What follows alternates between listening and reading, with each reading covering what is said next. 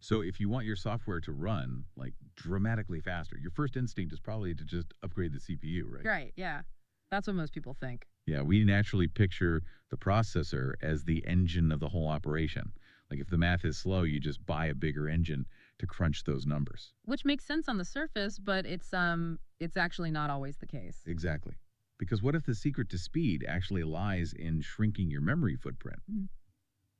Today, we are going on a deep dive into a fundamentally counterintuitive reality of computer science. It really is counterintuitive. It is, and we're pulling this from a Masterclass 2026 presentation by a developer named at LUK036. It's titled C++ Memory Optimization, Case Studies and Strategic Design. It's a great source. Yeah, and the core mission of this deep dive is to basically shortcut your way to writing leaner, faster code by looking at 4 real-world open source projects. And, the premise here really flips standard optimization on its head. Also, Well, the goal of optimizing memory usage isn't just about saving RAM so a machine doesn't run out of resources and crash. right. Reducing the physical size of your data actively accelerates your application's execution time. And that, to me, is the absolute aha moment of Yeah. this source material.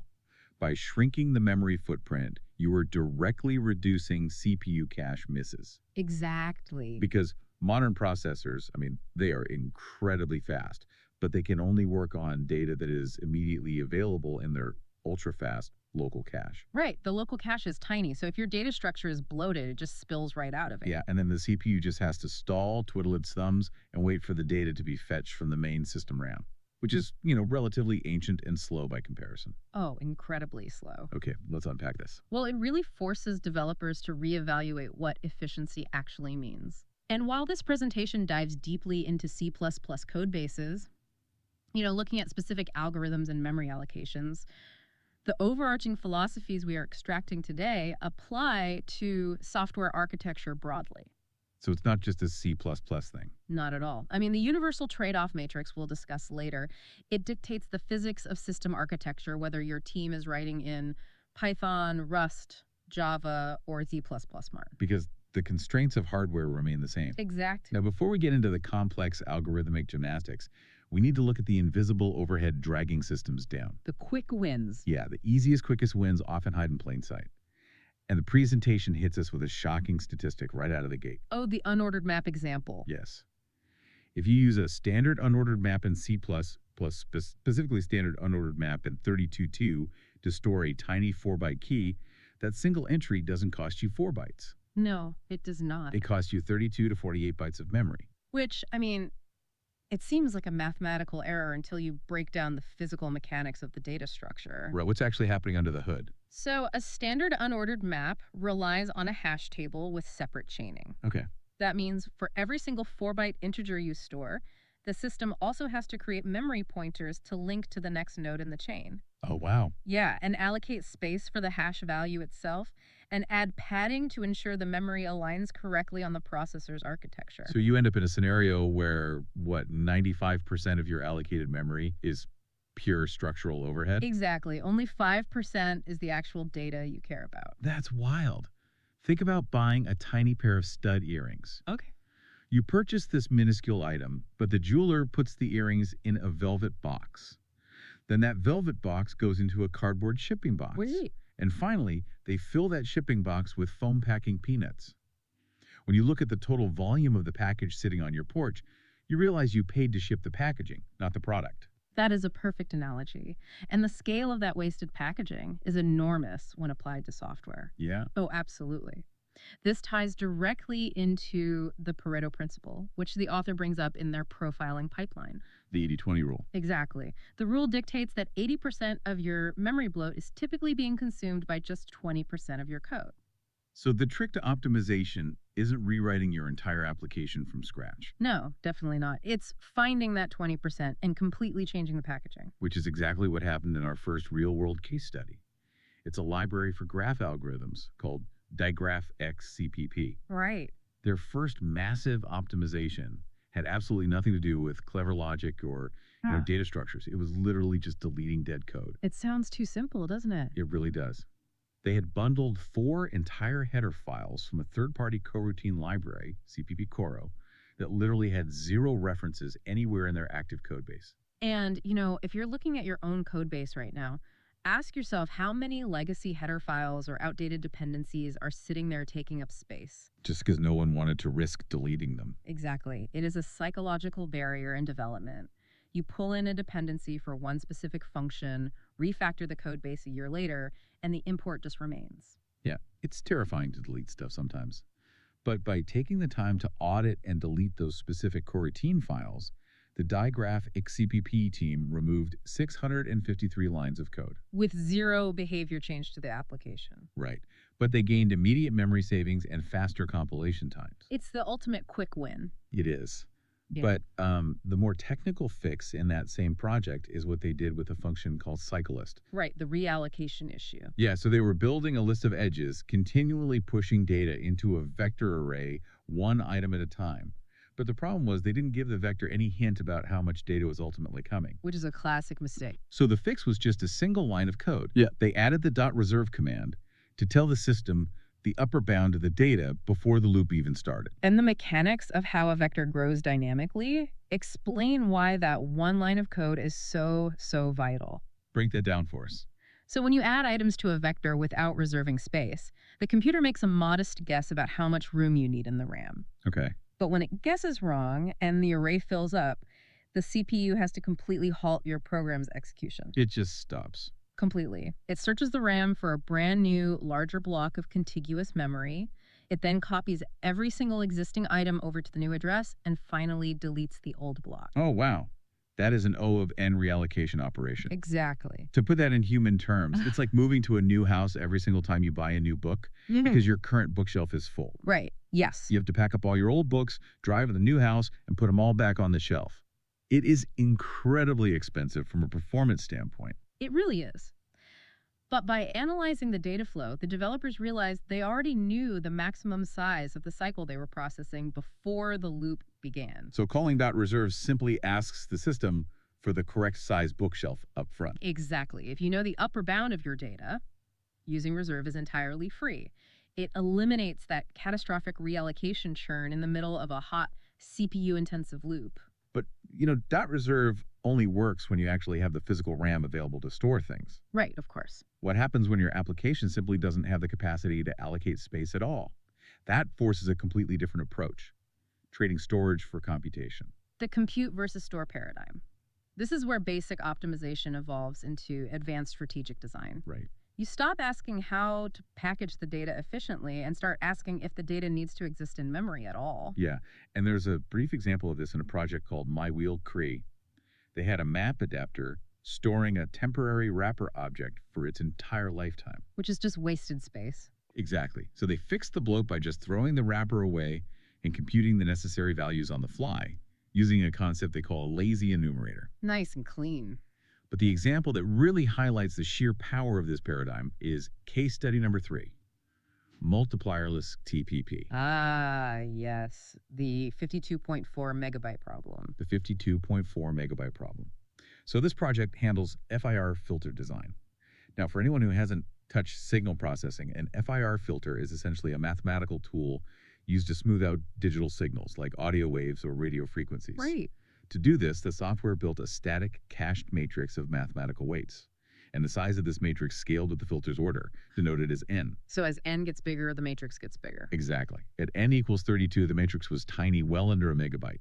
But by the time the filter order hit n equals 256, that lookup matrix swelled to 52.4 megabytes. That's a huge jump. Huge. And because it was declared in the code as static, once it was created, it sat permanently in the system's memory for the entire life cycle of the application. A permanent 52 megabyte tax on the system. Right. Which, if an application temporarily needs to apply a highly complex filter to a single audio file, holding that matrix in memory forever is a massive architectural liability. Totally. So to fix it, the developer completely threw out the static I matrix. just deleted it. Gone. Instead, they used a zero-padded fast Fourier transform, or an FFT. Okay. So instead of looking up pre-calculated smoothing weights in a massive grid, an FFT uses wave mathematics to calculate the exact frequency weight you need right at the moment you need it. On the fly. On the fly. By computing dynamically, the memory footprint dropped from 52.4 megabytes to literally zero. which is incredible. But hold on though. Caching is computer science 101. If you delete a perfectly good lookup cache and force the CPU to do complex FFT wave math over and over again for every single data point, aren't you going to cripple your execution speed? Well, you'd think so. Why would they do that? The assumption that caching is always faster is deeply ingrained in software engineering, but it ignores the physical reality of how memory scales. Okay, walk me through that. The author provides a speed trade-off matrix that proves why calculating on the fly eventually wins. At a small scale, like n equals 16, the math overhead is heavy. Right. Computing the FFT dynamically is about 1.7 times slower than just reading a value from the small cached matrix. So the CPU is working harder than it needs to at that low level. Exactly. At that level, the cache fits neatly into the CPU's local memory. But as the matrix grows into the tens of megabytes, searching through it becomes incredibly inefficient. Because it spills out. Right, the cache gets evicted into the slower main system RAM, and you suffer from the exact CPU cache misses we established at the start of our deep dive. Got it. The data shows the crossover point happens at n equals 32, where the speed of looking up a value and calculating it on the fly is roughly identical. But by the time you reach that massive n equals 256 scale, the FFT approach isn't just saving 52 megabytes of RAM, it is actually 7 times faster than the matrix lookup. Wait, really? They gained a 7x speed boost by forcing the processor to do harder math. They did. It all comes down to big O notation and how algorithms scale under pressure. Right. The matrix multiplication scales at O of n squared. You can visualize that as a square getting exponentially heavier. As the input data doubles, the computational workload quadruples. Okay, and the FFT. The FFT algorithm, however, scales at O of n log n. This creates a much flatter, streamlined curve at scale. They replaced a massive, slow memory bottleneck with a lean, highly efficient mathematical solution. Computing instead of storing is an incredibly elegant solution, but it isn't the silver bullet. No, definitely not. Sometimes you are forced to store massive amounts of concrete data. Imagine you are tasked with building a simulation of an entire city grid or an application routing physical wires across a microchip. Right, you can't just math that away. Exactly. You can't just mathematically compute a physical city block out of thin air while a user is actively interacting with it. Right. So when you hit that wall, the author points out that you have to fundamentally reimagine your structural architecture. When the data itself cannot be eliminated, the structural container holding the data must evolve. Perfectly said. The case study demonstrating this is PhysDA's 3TP, which is a physical design tool for VLSI. That's the process of laying out millions of intricate circuits on a microchip. Okay. They discovered they were wasting roughly 1 megabyte of memory for every 10,000 routing nodes on the chip. That adds up fast. Oh, yeah. And the underlying cause was triple storage. They were holding a heap allocation for the node itself, maintaining a separate entry in a map, and keeping a redundant string key. Wow. It's the software equivalent of keeping your cash in a safe, physically writing the serial number of every single bill in a massive ledger, and then keeping a photocopy of that entire ledger in a filing cabinet next to the safe. That's ridiculous. The data is deeply secure, but the administrative overhead is incredibly inefficient. Yeah. So their structural reimagining involved building an arena allocator utilizing a DIC data structure. A DIC. Right. An arena allocator essentially grabs a massive contiguous block of memory up front and carves out pieces as needed, avoiding the overhead of constantly asking the operating system for small allocations. Which saves a ton of time. It does. But the choice of a DIC is very specific here. We just established how great vectors are when you use .reserve. Why did this team specifically choose a DIC, which is a double-ended queue, over a standard vector? Well, the answer lies in the mechanical differences of how these structures expand when they run out of space. Okay. We covered how a vector reallocate, right, it copies all its data to a new address and deletes the old block. Right, the moving the bookshelf analogy. Exactly. Now, picture an incredibly complex tree structure, like a routing algorithm navigating wires on a microchip. Every node in that tree has raw pointers, literal memory addresses pointing specifically to its parent node and its child nodes. Okay, so if a vector decides to pack up and move all its contents to a new memory address, all of those parent and child pointers shatter. Oh, wow. They are suddenly pointing to empty deleted space. You create a cascade of dangling pointers and the entire routing tree collapses. That sounds like a nightmare. It is. A deck, however, operates on a completely different mechanical principle. When a deck requires more space, it does not move the existing items. What does it do? It simply allocates a new, separate chunk of memory somewhere else and links it to the original block. Oh, I see. Therefore, pushing new data into a deck never invalidates the pointers to existing elements. The memory addresses of the nodes stay exactly where they are, preserving the neighborhood so the raw pointer tree remains intact. That structural stability is crucial. Now, speaking of scaling up massive structures, the presentation transitions to the flyweight pattern, framed by a scenario called the 1 million trees problem. This is a great example. I love this one. Imagine your team is rendering a 3D digital forest containing 1 million trees. Each unique 3D tree mesh takes up 5 megabytes of memory, Okay, so 1 million times 5 megabytes. equals 5 terabytes of RAM. No standard consumer machine in the world can load that. Right. Loading 5 terabytes of raw asset data into local memory is physically impossible for the target hardware. So to solve this, the flyweight pattern borrows a technique used heavily in video game engine design. Oh, yeah, games do this all the time. Exactly. A game engine doesn't build a million unique trees from scratch. It keeps one single master blueprint of the heavy geometry, the complex trunk, the thousands of individual leaves, the high-resolution bark texture in memory. And the author categorizes this heavy shared data as the intrinsic state. Right. Then the system paints that exact same blueprint across the 3D map using tiny unique coordinates for position, rotation, and scale. That unique data is the extrinsic state. So structurally, you are leveraging pointers again. Those 1 million unique tree locations are essentially just 1 million tiny signposts, all pointing back to the exact same physical memory address holding the 5 megabyte master blueprint. The optimization results shown in the presentation are staggering. By decoupling the intrinsic blueprint from the extrinsic coordinates, that 5 terabyte memory requirement plummets to just 10 megabytes. It feels like a magic trick. It really does. 10 megabytes. The reduction is profound, but, developers must understand the severe architectural warning label attached to the flyweight pattern. It's the catch. Code complexity increases dramatically, and you must strictly enforce immutability. I mean, it can't change.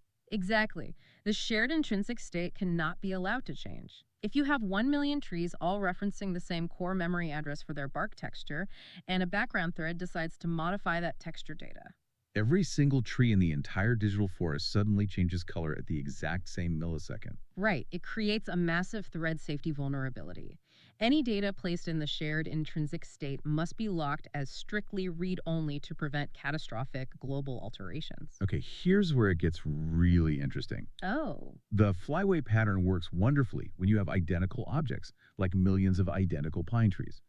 But what if your application is dealing with massive amounts of unique, completely unpredictable data? Right, like user data. Exactly.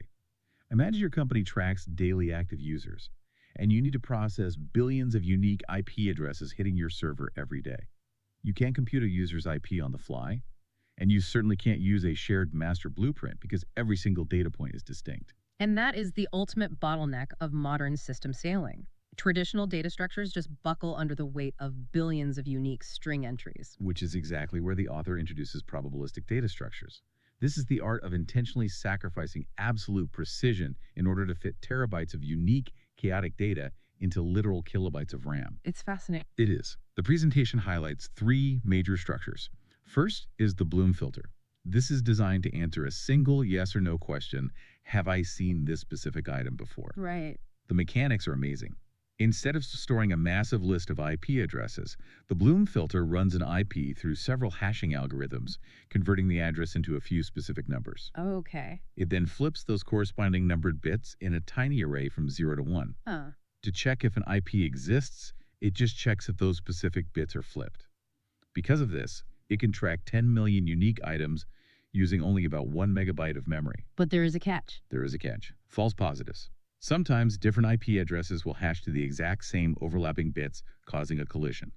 The filter might occasionally say, yes, I've seen this, when the answer is actually no. And understanding the mechanism of those hash collisions dictates how you implement the tool. Well, you use a Bloom filter as an initial shield for caching, or, say, malicious IP blacklists. If the filter falsely flags a harmless user's IP due to a hash collision, Maybe that user gets served an unexpected capped TCHA. which is slightly annoying for the user. Right, but it prevents the server's database from being overwhelmed by millions of redundant lookup queries. Makes total sense. Yeah. Okay, the second structure is the count min sketch. This answers the question, how many times have I seen this item? Okay. It's highly memory efficient, but the structural catch here is that it overestimates. Due to similar hashing overlaps, it might report an item was seen 100 times when it was really only seen 90 times. Right, it trends upwards. Yeah. And finally, the most structurally mind-bending of all, hyperlog log. The statistical mathematics governing hyperlog log really represent a pinnacle of modern data science. It's crazy. It answers the question, how many unique items have I seen? The author demonstrates that you can track billions of distinct items using only 1.5 kilobytes of RAM. which is functionally nothing. Nothing. Okay. But you accept a roughly 2% error rate in your final count. What's fascinating here is the permanent, non-invertible nature of these probabilistic structures. What do you mean by non-invertible? Well, the hashing algorithms operate as a one-way street. Once you feed an IP address or a user ID into a Bloom filter or a hyperlog log, the original identifying data is mathematically destroyed. Oh, wow. Yeah, you can never retrieve or reconstruct the actual list of IP addresses. You can only query the structure to receive statistical probabilities about the data that passed through it. It's like taking a highly classified document, throwing it into a fire, and then somehow being able to ask the remaining pile of ashes approximately how many words were printed on the page. That's a great way to picture it. You extract a remarkably accurate statistical estimate from the ashes, but the document itself is gone forever. Right. And this leads to the author's golden rule for probabilistic structures. They must only be deployed when imprecise answers do not cause systemic failure. Okay, context is everything. Exactly. If you are tracking the velocity of trending topics on a global social media platform, a 2% error rate is completely acceptable. Sure. But if you are building the back-end ledger for a major financial institution to track exact account balances, deploying a hyperlog log will result in catastrophic regulatory failure. Yeah, you don't want a 2% error rate on my bank account. Definitely not. Okay, so we've explored a massive toolkit today. Yeah. Deleting dead code, mapping allocations with dot reserve, computing wave math on the fly with FFTs, stabilizing pointers with decarinas, sharing immutable blueprints with flyweights, and guessing massive data sets with hyperlog logs. It's a lot. It is a lot. But how does a developer sitting at their desk, staring at a bloated code base, actually choose what to implement? The author's answer is that you have to measure the pain points. You have to profile your code. Optimization without measurement is just blind guessing. You cannot fix a bottleneck that you cannot accurately locate. The presentation recommends deep profiling tools like Valgrind and HeapTrack to visually map exactly where the memory allocations are happening. But there is a massive operational warning attached to this phase. Oh, yes. Attaching a profiler slows down an application's execution by 10 to 100 times. It's a huge drag. You never run a memory profiler in a live production environment without using a carefully controlled, isolated canary deployment. If you profile your main production servers, you will drag your entire service offline.